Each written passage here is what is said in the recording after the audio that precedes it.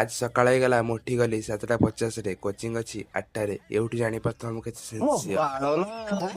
Brush କୁ ଆଇଲି ତାପରେ ଚିପିକି ବାହାର କଲି ପେଷ୍ଟ ତାପରେ ଆଉ କଣ ବ୍ରସ୍ କୁ ପାଟିରେ ପୁରେଇ cup cup cup cup.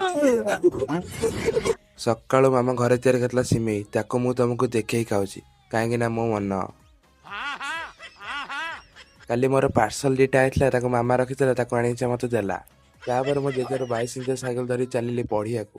Cycle ଚଲେଇ ଚଲେଇ ତଣ୍ଟି ଶୁଖି ଯାଉଥିଲା ସେଥିପାଇଁ ଭାଇଙ୍କୁ ଅଧା ବାଟ ଅଟକେଇ ଭାଇଙ୍କର ଆଇସ୍କ୍ରିମ ଖାଇଲି। କୋଚିଂରେ ଆସି ପହଞ୍ଚିଲା ବେଳକୁ ଆଜି ପଢା ହବନି କାହିଁକି ନା ଆଜି ଫିଷ୍ଟ ହବ ସେଥିପାଇଁ ଲାଗିଗଲୁ ଗାଣ୍ଡି ଭସାଣି କାର୍ଯ୍ୟକ୍ରମରେ। ଟୋକା ଦେଖୁଛ ଦେଖ ନା ତା ହସକୁ ଦେଖ ପୁରା ମୁଚୁକୁଣ୍ଡିଆ 1,00,000 ଟଙ୍କିଆ ହସ। ୱାହ କ୍ୟା ସ୍ମାଇଲ। ତା ଭିତରେ ରୋଷେଇବାସ ସରିଗଲା। ଭାତ ସାଙ୍ଗକୁ ଚିକେନ ସାଙ୍ଗକୁ ମାଛ ଫ୍ରାଏ ତାକୁ ଖାଇ ଆସି ଘରେ ପହଞ୍ଚିଲା ବେଳକୁ ଆଉ ଗୋଟେ ପାର୍ସଲ ଆଇଛି ସେଇଟା ପୁଣି ବଡ ଗାଡିରେ ବାପାର ପଇସା। ତାପରେ ଏସି ଲଗେଇ ଦେଇ ଗୋଡ ଟେକି ପଇଲି।